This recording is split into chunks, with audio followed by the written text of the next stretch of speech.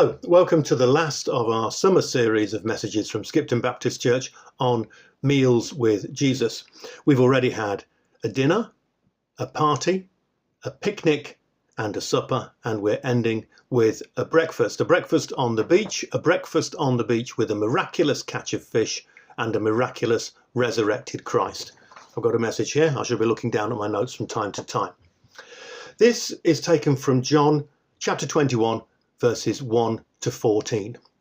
If you're not really familiar with the passage, or even if you are, I think you'd benefit a lot more from this message if you paused me for a moment and then went and read John 21, verses 1 to 14, if you've not already done so.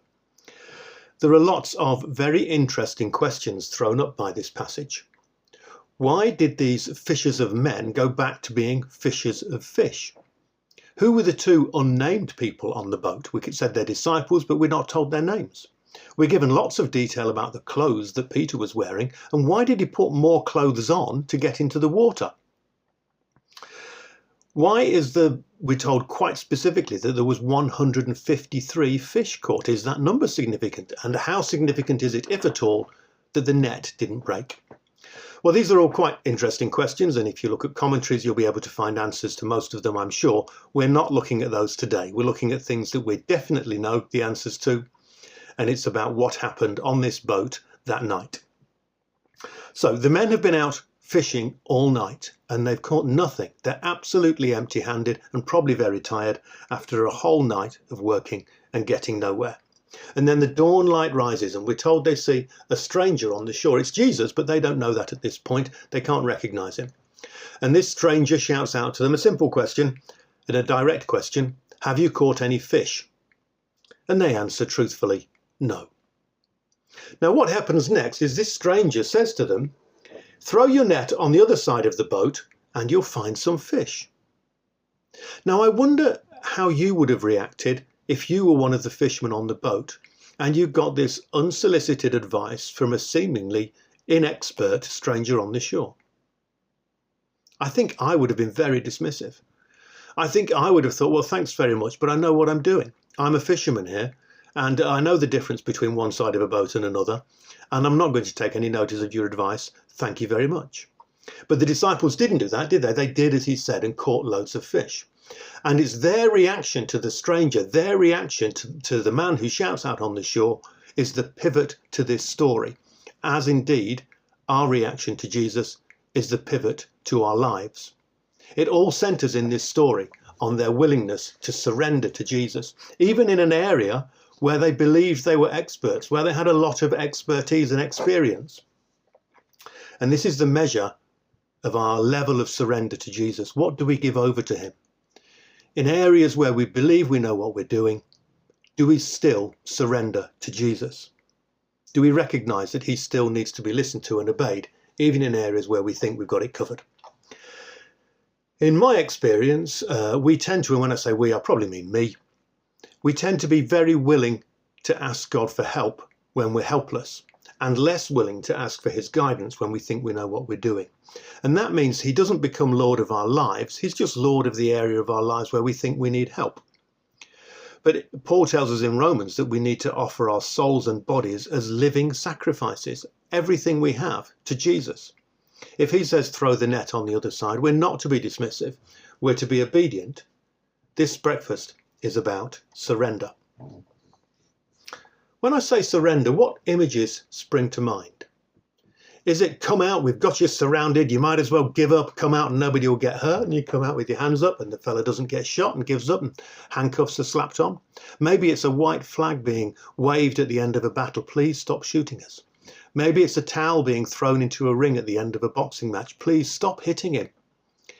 Maybe it's something like Skipton Castle, where after 3 years of siege, they surrender and give up. These are all good images of surrender. They speak of defeat, humiliation, capitulation and shame, something to be avoided. That's why we get these wonderful, rousing speeches from, for example, Winston Churchill. We'll fight them on the beaches and the landing stages and everywhere else because we will never surrender, he said. Ian Paisley traded for many years in Northern Ireland on a very simple two-word slogan, no surrender, because surrender is something to be avoided. However, As we've seen already in Paul, we are told, in Romans written by Paul, we're told to surrender all our souls and bodies as living sacrifices. In James, we're told to submit ourselves to God. And in Ephesians, we're told to submit not only to God, but to one another. And yet also, Jesus defeated sin and death. He's the victor, and we're more than conquerors. So we're told that we need to surrender, but we're told we're more than conquerors. We are not defeated. So these images that we have of surrender that are surrounded by defeat and shame and humiliation don't fit with the surrender that we're called to take on as victors, as more than conquerors. We need other quotes rather than Shakespeare, rather than Churchill and Paisley to give us a better idea of what surrender is. Let's start with Howard Thurman. Howard Thurman was a Baptist minister in America. He was a contemporary of Martin Luther King in 1950s and 60s America, a leading advocate and perhaps the leading advocate of non-violent protest and the founder of the first multiracial church in the USA. This is what he says about surrender. There can be no personal freedom where there is not initial personal surrender. William Booth, you'll have heard of him, he founded the Salvation Army. He says the greatness of a man's power is in the nature of his surrender. And Andrew Murray, a South African theologian, he wrote that book there. He said that the condition of obtaining God's full blessing is absolute surrender to him. These men are not talking about a surrender of defeat and shame. They're talking about a surrender of freedom, power, and full blessing. Obtaining God's full blessing, the greatness of power, and personal freedom. Those are the things that come from the surrender that Booth, Thurman, and Murray are talking about.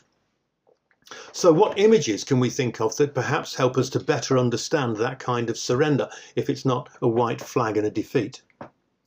How about surrendering into a warm bath? Lying back and letting the bubbles overwhelm you and just giving in to the delight of a long soak. That's surrender, isn't it? Or what about if you're on a helter-skelter and you let go of the sides and you lift your feet up and you just zoom down, surrendered entirely to the ride and to the thrill of the descent? That's a surrender as well. Or when you're on a bus. I bet that when you're on the bus, you don't sit at the back shouting instructions to the driver to turn left here and turn right there, even though you know the way to go. You surrender that entirely to the driver. You're not defeated, you're not embarrassed, you're not humiliated, but you've surrendered. Or if you're the driver of a car, you will often surrender the control to the sat-nav to know where to go. And you're happy to give this over because it gives you a better result. You're not defeated, you're not shamed. These are images of surrender which better reflect what we're required to do as Christians. And another one, surrendering into the arms of a loved one. That's a lovely image of complete surrender, but it's a surrender based on love and trust, not on fear and humiliation. In the passage today, surrender leads to abundant blessing, fellowship with God, and breakfast. So let's think about 4 points from this breakfast. The first one is that breakfast is about recognition. At the start of this story, they didn't know who this stranger was. And then after the surrender came the blessing, and then came the recognition. That's when they realized who it was on the other side of the lake, and they recognized him as Lord, not just as their old friend. Jesus is referred to as Lord by John. He doesn't tell Peter, Peter, it's Jesus. He says, Peter, it's the Lord. He uses the word Kyrios. I hope you heard Bridget's excellent sermon last week on the Last Supper. And she pointed out in that throughout Matthew's Gospel, Judas refers to Jesus as teacher, whereas the rest of the disciples refer to him as Lord. It's a really important title for Jesus, making him Lord. And part of the reason that they will have recognized him now after the blessing and after the surrender is because Jesus had done a similar thing to this in Luke chapter 5. At that point, he'd also told the fishermen to cast their net in a different place and they would get loads of fish after a night of catching nothing. So the massive catch of fish also showed them that, wow, it's him again. He is the Lord. He is King of all kings. Could it be that surrender helps the full recognition of the power and authority of Christ? It's not just do you know him, It's, do you know him as Lord and Saviour, or do you just know him as the character in a book? Would greater surrender lead to a greater recognition of the Lordship of Jesus? Second point, breakfast is about restart. Unlike any other meal, breakfast is about restart. It breaks the overnight fast. It marks a new beginning. The disciples had endured a period of extended failure in an area of life where they were experts, where they knew what they were doing, where they perhaps had reason to expect success. But it was a failure, and breakfast was an end to that, because Jesus offers us a life of fresh starts, a regular cleaning of our slate, the strength to rebound from failures and return from adversity. Will you surrender to get a fresh start from Jesus? The fourth point is that breakfast is about refilling. Now, you could point out that all meals are about refilling because food gives us energy, and you'd be right. But breakfast is unusual in that it starts a restart to the day. It's about fueling that restart. And this breakfast reminds us that our refueling for the restart comes from a breakfast with Jesus. It's his Spirit who fills us and refills us daily if we seek him. He is the top-up we need. He is the champion, and this is the breakfast of champions. So as we surrender afresh to him, he can fill us afresh with his Spirit, and we can be equipped to do his work. The final point is that this breakfast is about restoration. It's at this meal, shortly after the point that we read in this chapter, but later on in the same chapter, Jesus restores Peter with a truly remarkable interchange over breakfast that starts with Jesus asking Peter, "Do you love me?"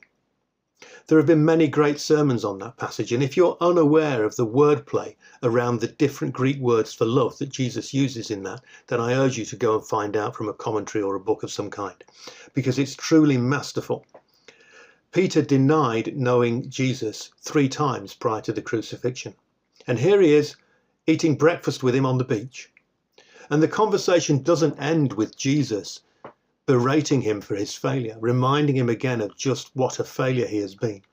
It ends with a loving restoration around a shared meal. When we fail as Christians, or when we believe that God has failed us, we're not condemned. We're not belittled or humiliated by a bully who just revels in our inadequacies. We're nurtured back to a new start. We're forgiven back into fellowship. We're restored by a resurrected Christ. Because if we surrender and surrender afresh, we have access to freedom and power and blessing. Thank you.